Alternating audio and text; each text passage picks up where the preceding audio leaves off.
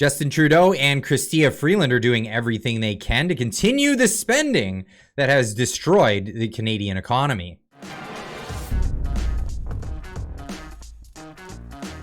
Pierre Poilievre took to Twitter today saying conservative demands for Trudeau's mini budget. So there's a new budget to be announced in the House of Parliament. And of course, this is one of those budgets where they're just going to vote on it with the coalition that they have. They have a coalition with the Bloc Québécois and the NDP now.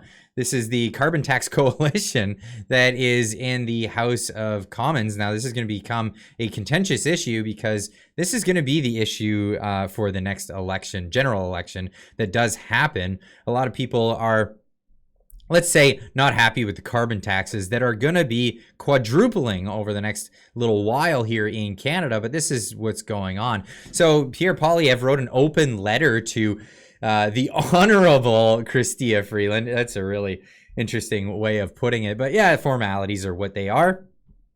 Still calling her honorable at this point. Dear Minister Freeland, after 8 years of Trudeau, it's not worth the cost. Canadians visited food banks a record 2 million times in a single month this year. Housing costs have doubled. Mortgage payments are 150% higher than they were when they took office. Violent crimes up. Tent cities are a normal thing. All of this stuff I'll leave a link in the description below. You can read it in its entirety, but he did a press conference today where he spoke to a lot of these issues, and we'll get right into this here.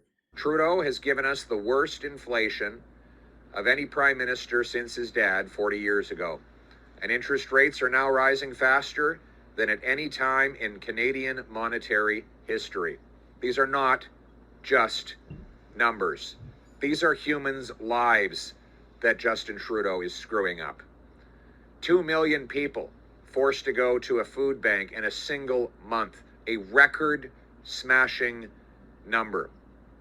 Because the average mortgage payment is up over 150%, people are losing their homes. And because more and more people are incapable of buying homes due to these high prices, they're all clamoring to compete for a diminished supply of apartments, driving the rent up to record levels. Last month, yet another record rent increase after Trudeau promised to bring rent down. This is forcing middle-class people into homelessness. We've never had middle-class homeless crisis like that we do now today. No, we haven't. We're talking about nurses and carpenters who live in their cars. This would have been unimaginable before Justin Trudeau, as would the tent cities we now see in every major town in our country. It's ridiculous. And see, here's some of the demands that are being brought forward by the Conservatives. One, cancel your plan to quadruple the carbon tax. Their plan is to axe the tax in the end, and they have a bill right now. They introduced a bill to give everybody the same break that Atlantic Canadians are getting on their heating bills. That got squashed thanks to the Bloc Québécois and the Liberal Party.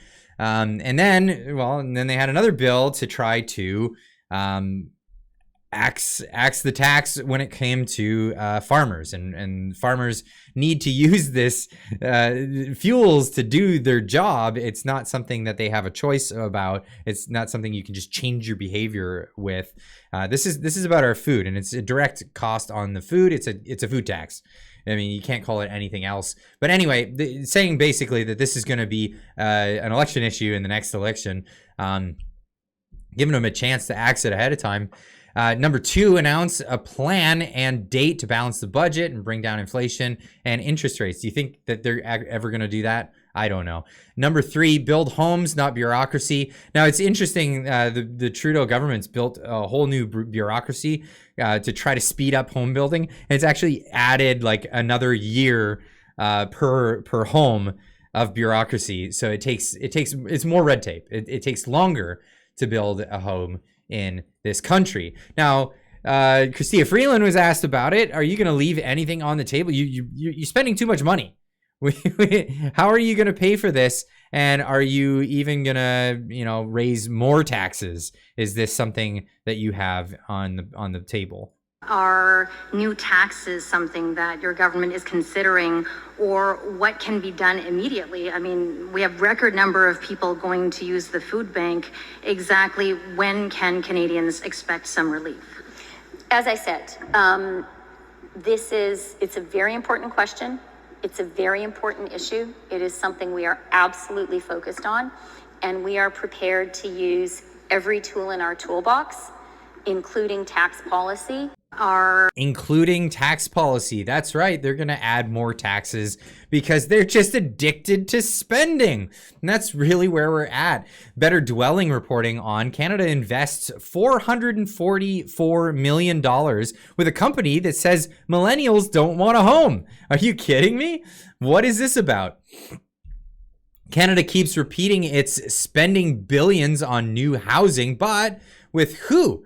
And how does it help? Earlier this week, Deputy Prime Minister Freeland announced $1.2 billion worth of investment to build rentals in Toronto. It turns out over a third of those funds are going into one project. It's 373 Front Street East, which are rentals planned a year ago. This isn't even a new project. This is something else that's already been up. Toronto-based Tricon Capital is one of the owners of the 855-unit project. They are best known for buying and owning tens of thousands of single-family homes in a short time. Now, why is this significant? Canada providing funds to a company that buys hundreds of homes per month. Canadians may only be vaguely familiar with Tricon, especially outside of Toronto. However, the firm is a multi-billion-dollar company traded on the New York Stock Exchange and the TSX. The company treats single-family homes like Pokemon. Gotta catch them all. Their target is to buy 800 homes per month, and they currently have around 38,000 in their portfolio. Most of them are in a single region in the U.S. Sunbelt. Concentrating the stock, Canadians may not know who they are, but they're infamous across America, especially after CEO Gary Berman was on 60 Minutes and earned the title of Internet Villain. What? Why are we giving money to these people? I mean, if they're going to be villains in the open market, that's one thing, but they're handing taxpayer dollars over to these people to invest in being slumlords. The episode was titled "Would-Be Home Buyers May Be Forced to Rent the American Dream Rather Than Buy It." This is crazy. This is crazy that this is what we're doing, but I mean, it's kind of par for the course at this point. This government is just crazy, and it gets crazier. This is Stephen Guilbeault talking about how they've already spent and wasted hundreds of billions of dollars on the CO2 climate change false narrative. And now their collective thing is to now concentrate on getting $1 trillion. I'm not kidding. He says it right here. I was in Copenhagen. You were too, Jennifer, and 100 billion sounded like so much money at the time, and we didn't know how. We had no idea how we would. It's still a lot of money. It sounds like you wasted $100 million or $100 billion. Yeah, it is still a lot of money. Ever be able to mobilize it, and we've done it. Great. But there's so much more that needs to be done. And we know that, the conversation needs to shift. Okay, well, we have mobilized $100 billion. How do we mobilize $1 billion? $1 trillion. I mean, 10 times what we have, 15 times what we have mobilized now. So that's what our collective challenge is. Collective challenge. Again, the whole collective thing. The proud socialist over here, the watermelon of a minister in Canada. Anyway, Canada's not doing so hot. Trudeau has made life so unaffordable that Ukrainians are headed back to their country during a war. This is serious. Such a difficult life in Canada. Ukrainian immigrants are leaving because it's so expensive. They would rather be shelled in their own country, unless it's not really that bad. I don't know. leave a comment in the comment section down below. Let me know what you think about this whole thing. But there's not a lot of love for Trudeau out there. This is a guy, I don't know what a little darky is, but this is a guy named Little Darky, and he was doing a concert in Toronto, and he asked the fans this. Raise your hand if you are happy with your government.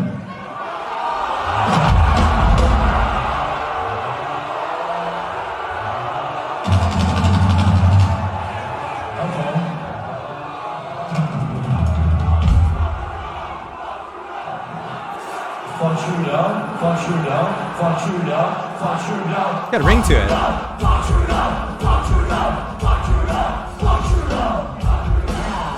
I like it. Yeah, that guy looks like a fucking goober anyways. He's a goober. Anyway, this is a Little Darky. I'll have to go check out who he is. But again, this is a situation in Canada. And even Franco Terrazzano over at the Taxpayers Federation has put out a video talking about Canada's carbon tax revolt. It's happening in Canada. A carbon tax revolt is brewing across Canada, and you love to see it. From coast to coast, Canadians are now standing up against Trudeau's high-taxing, out-of-touch ways, and politicians are starting to follow suit. Now, Trudeau thought he had a foolproof plan to reverse collapsing poll numbers from the Liberals in Atlantic Canada. He tried to buy off his MPs in the region by removing the carbon tax from furnace oil for 3 years. In Atlantic Canada, up to 40% of households stay warm during the winter months with furnace oil. But the vast majority of Canadians, 97%, use other forms of home heating, which means that Trudeau is probably leaving you out in the cold this winter. Now the move... Well, absolutely. I'll leave a link in the description down below so you can check out that whole video. Go check out the Taxpayers Federation. Great channel, and Franco Terrazzano is always doing great work over there. But hey, leave a comment in the comment section down below. Let me know what you think about this whole scenario. I'll probably be live by the time you're watching this, if you're watching this as it goes up on the channel. Be live streaming tonight. We live stream every Friday night at 9:30 Eastern time. Tonight we have special guest at 10:30. We're gonna have Rod Giltaca from the CCFR. Sorry, acronyms are so many out there. So our gun lobby here in Canada. Rod Giltaca, always a great guest to have, and I've been looking forward to having a long conversation about some of the gun rights issues in Canada and how it pertains to property rights, and how that all leads to economic downturn if they're not respected. So leave a comment in the comment section down below. We'll see you in the next one, or we'll see you tonight. Keep on trucking.